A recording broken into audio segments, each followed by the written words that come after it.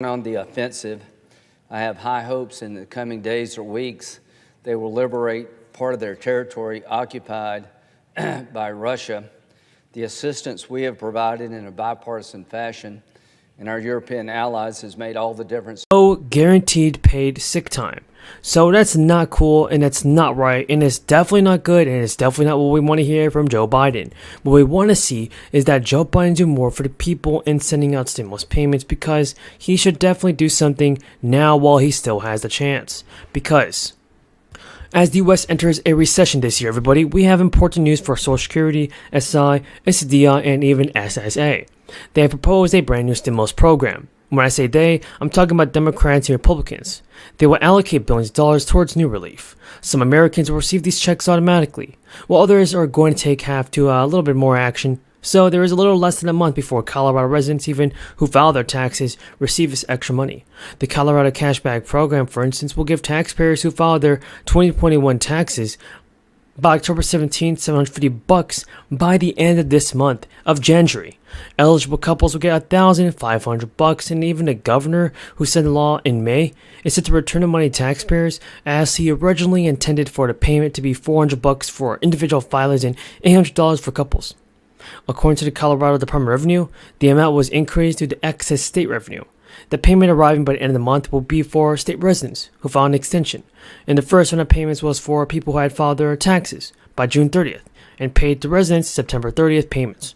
So, example of this is what I'm talking about, and when Colorado residents, they must be 18 or older by the end of this year to claim this free stimulus credit. Free stimulus credit, folks, because if a taxpayer who's eligible to receive this check owes any money to the government, like a child support or unpaid parking tickets, well, the rebate amount will decrease. Also, everybody, President Biden and top lawmakers fanned out across the country this week to visit bridges that are said to be prepared with new infrastructure money. President stopped at, for instance, the Brent Spence Bridge, which crosses the Ohio River, connecting Connecticut and Kentucky. The event touting an infusion of repair money going to bridges, not people. Why is it going to bridges? I have no idea, everybody. We all have to blame it on President Biden, because the focus of the White House and the GOP leadership on areas of bipartisan cooperation is a marked contrast to the House Representatives, as they're still struggling to enact somebody to take charge. So what I want to say is that the infrastructure law put aside $100 billion for roads and bridges, and now rural broadband, ports, and other items are having some difficulties around us. For instance, this week's visit coincided with the announcement that approximately $2 billion of the money will be set aside for repairs in a large bridge program, which includes the Brent Spence Bridge and 3 other bills that the administration describes as some of America's most economically significant spans. Now, Kamala Harris also has visited Ford Drawbridge in the south side of Chicago near Illinois. She's talking about to repair these bridges, and Biden and other officials have also talked about lauding the importance of economic repairs for bridges in the business community. In total, the infrastructure law puts aside $40 billion for somebody to take care of this thing.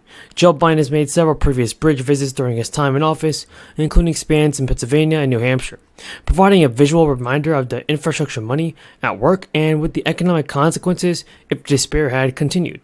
So far, an infrastructure report card from the American Society of Civil Engineers put a spotlight on the overall problem. Of the more than 600,000 bridges in the United States, about 47,000 of them are classified as structurally deficient. The question remains just how much of the current efforts will resolve the overall problem. Civil Engineers estimates that $125 billion is needed for America's bridge repairing backlog, underscoring that additional investment will likely take place in the coming years, the coming days. What I do know is that Joe Biden's got to do something. Thank you, Mr. Speaker.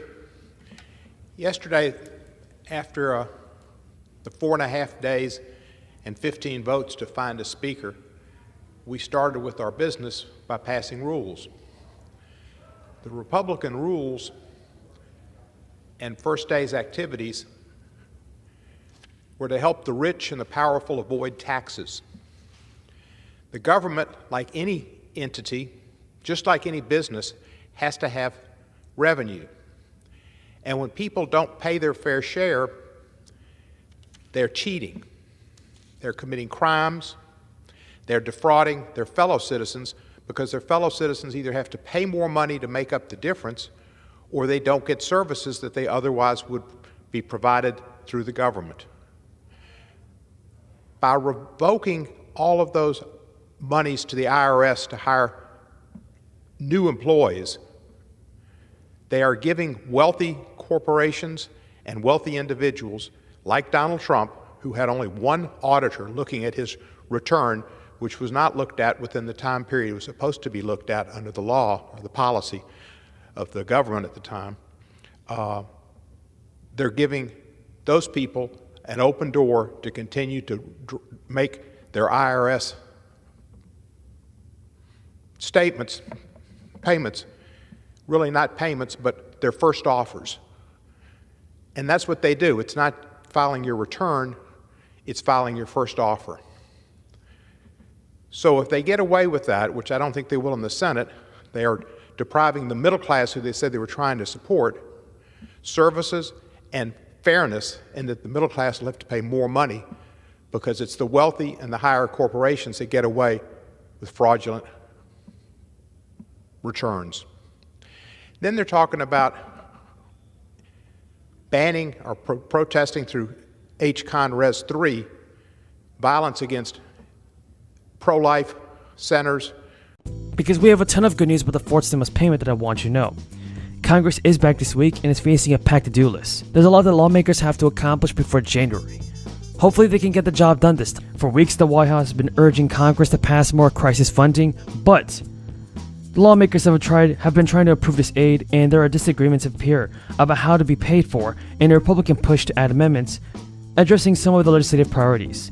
Several weeks ago, Democrats and Republicans had already reached an agreement on this, but much less than $22.5 billion that the White House initially requested. This would actually be paid for using unspent funds that different agencies received as part of last year's American Rescue Plan.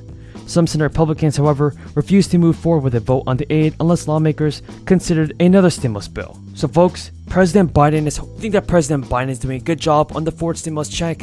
Tell me what you think in the comments. We have a ton of good news about the fourth stimulus payment, so continue to keep on watching. $1,200 monthly checks have finally been approved and proposed for Americans, including Social Security, SSDI, and SSI. Okay, so millions of people in the United States that earn under $200,000 could get monthly payments of $1,250 very soon, while the expanded monthly child tax credit payments were temporarily paused back in December 2021. Lawmakers want to send out more stimulus relief money, and now Utah Senator Mitt Romney has an idea for another beneficial program. Senator Romney proposed a new program called the Family Security Act, which aims to reduce child poverty by providing similar stimulus payments to the child tax credit. Eligible families will be provided with monthly payments of $350 for each child under the age of 6 and $250 for each older child until age 17. Now this is similar to a child tax credit, which actually gave families $300 a month for children under 6 and $250 for children between 6 and 17. The bill is now being negotiated on by both sides of Congress, and we could see big action being taken by Congress this year. So